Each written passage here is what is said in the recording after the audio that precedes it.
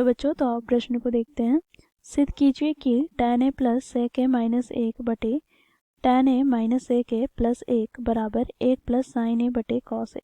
तो दिए गए प्रश्न की मुख्य अवधारणा की बात करें तो बच्चों देखो यहाँ हम त्रिकोणमितीय सरल का प्रयोग करेंगे।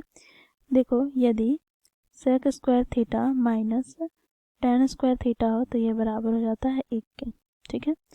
साथ ही बच्चों, यदि यहाँ पर ए स्क्वायर माइनस बी स्क्वायर हो तो बच्चों ये बराबर हो जाता है किसके?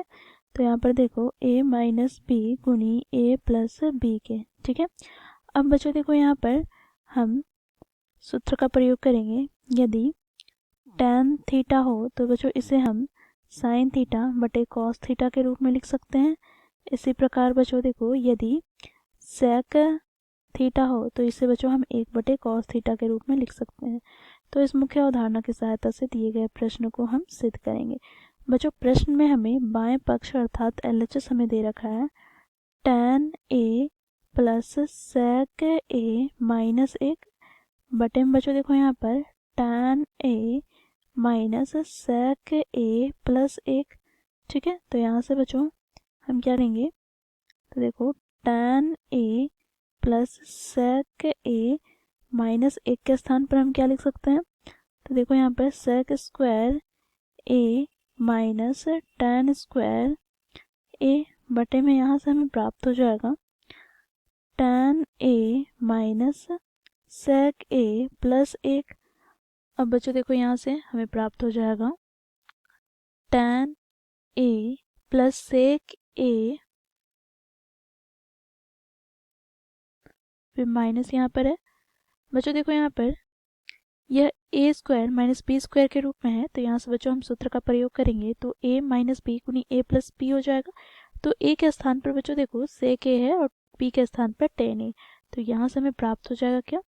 तो देखो sec a minus tan a गुनी कोष्टक में sec a plus tan a। अब बटे में यहाँ से हम देखेंगे तो क्या है? तो देखो यहाँ से tan a minus sec a plus 1, तो इसे लिख लेंगे tan a minus sec a plus 1।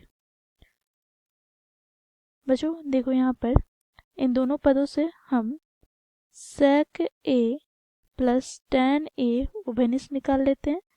तो यहाँ से हमें क्या प्राप्त हो जाएगा? तो बच्चों देखो, पहला पद से हमें 1 प्राप्त होगा माइनस दूसरे पद से हमें प्राप्त हो जाएगा sec a minus tan a बटे में यहाँ से tan a minus sec a plus 1।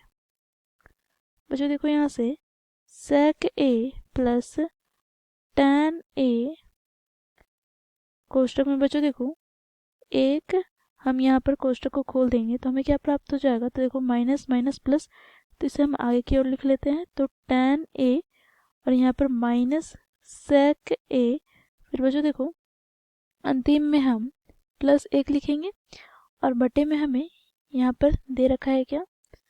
तो देखो tan a minus sec a plus 1। बच्चों देखो tan a minus sec a plus 1 से ये दोनों पद कट जाएंगे क्योंकि समान है। तो यहाँ से हमें क्या प्राप्त हो गया? तो sec a प्लस tan है, तो ये हमें LHS प्राप्त हो गया। और बच्चों हम यहाँ पर RHS की बात करें तो RHS यहाँ पर 1 प्लस साइन a बटे में cos a है। तो हम यहाँ पर क्या करेंगे? तो sec a को क्या लिख सकते हैं? तो 1 बटे cos a के पद में, प्लस tan a को क्या लिख सकते हैं? तो साइन a बटे cos a।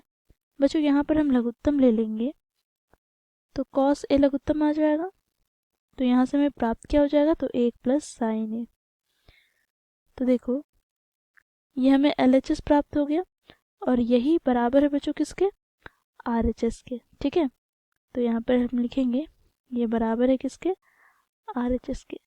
तो इस प्रकार बच्चों हम लोगों ने मुख्य अवधारणा की सहायता से दर्शाया कि बाएं पक्ष बराबर है दाएं पक्ष के। आशा करती हूँ आप लोगों को ये प्रश्न समझ में आया होगा। धन्यवाद।